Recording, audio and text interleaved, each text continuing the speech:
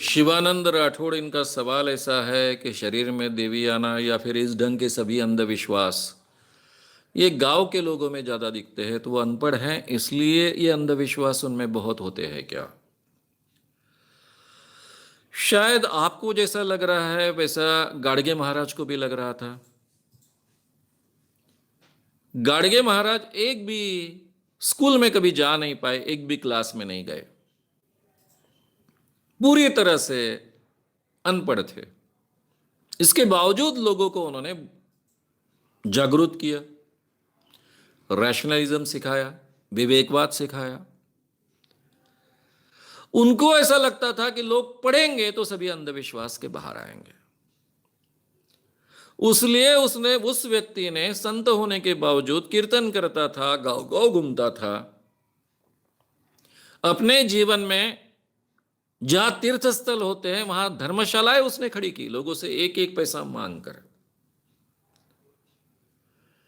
School और colleges open किए ताकि लोग पढ़ें और अंधविश्वास के भी बाहर आ जाए। हमारे समाज में पढ़ाई बढ़ी, लेकिन उसके साथ में अंधविश्वास भी बढ़े। तो अनपढ़ होना और अंधविश्वास होना और पढ़ लिखने के बाद में अंधविश्वास की कमी होना, ऐसा कोई रिश्ता नहीं है। यह रिश्ता खड़ा हो सकता था जब से हमारा देश स्वतंत्र हुआ, तब से अगर वैज्ञानिक दृष्टिकोण, हमारे साइंटिफिक टेम्पर, हमारे पूरे एजुकेशनल सिस्टम का हिस्सा होता, तो शायद आज भारत में 90% लोगों के ऊपर अंधविश्वास के बाहर लोग आ चुके होते। लेकिन हम ये नहीं कर पाए, हमने ये नहीं किया। उल्टा एजुकेशन में हमारे अंधविश्वास बढ़े, इसी ढंग से हमारा एजुकेशन हम चलाते आए हैं आज तक। इसलिए मैं हमेशा कहता हूं कि अनपढ़ लोगों में अंधविश्वास होते हैं, उनको उनकी भाषा में अगर हम समझाएं तो वो भी अंधविश्वास के बाहर आ सकते हैं। उनके अंधविश्वास उनके कपड़ों जैसे ही होते हैं। उनके कपड़े थोड़े मैले मटेले होते हैं तो उनके अंधविश्वास भी मैले मटेले होते हैं। उनकी देवियाँ भी क्रूर होती हैं, चित्र विचित्र आवाज करती है, ऐसे ही साधारण कपड़े पहनती है। और जो पढ़े लिखे लोग होते हैं उनकी देवियाँ एकदम पॉश होती है, इत्तर छिड़की हुई होती है, लेकिन वो भी देवियाँ होती है, वो भी लोगों को ठगने का काम करती है। अब जिस देवी की बात मैंने आपके सामने कही, वहां तो 20 कारें लगी थी 1983 में। यानी अगर आज हम निकाले प्रमाण तो 20 कारों का मतलब आज 200 कारें हो गई। उस जमाने में कार रखना ये बहुत ही बड़ी बात थी। तो आप समझिए कि इसमें एजुकेशन का कोई संबंध नहीं है।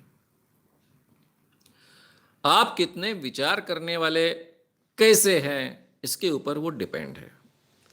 अगर आप रैशनल विचार करने वाले हैं, आपको रैशनैलिटी किसी ने सिखाई है, आपने अपने जीवन में स्वीकारी है, तो आप अंधविश्वास के बाहर आओगे। अगर आपको सिखाया गया उसी ढंग से संस्कारों के आधार पर सोचते हो तो आप अंधविश्वास कायम रहेगा, चाहे आप इंजीनियर बनो, चाहे आप डॉक्टर बनो, चाहे आप साइंटिस्ट बनो।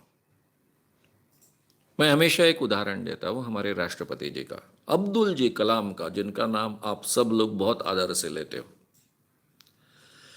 जब वो राष्ट्रपति कर चुने गए तो मेरे जैसे व्यक्ति को बहुत आनंद हुआ कि एक साइंटिस्ट अपने देश का राष्ट्रपति बना है, प्रेसिडेंट बना है। लेकिन उन्होंने प्रेसिडेंट कर अपने जीवन का पहला काम क्या किया मालूम है? वो हमारे एयरफोर्स के एरोप्लेन में बैठे, जो राष्ट्रपति के लिए होता है, और सीधा पुट्टपार्थी सत्य साई बाबा के दर्शन को गए। कौन सत्य साई बाबा?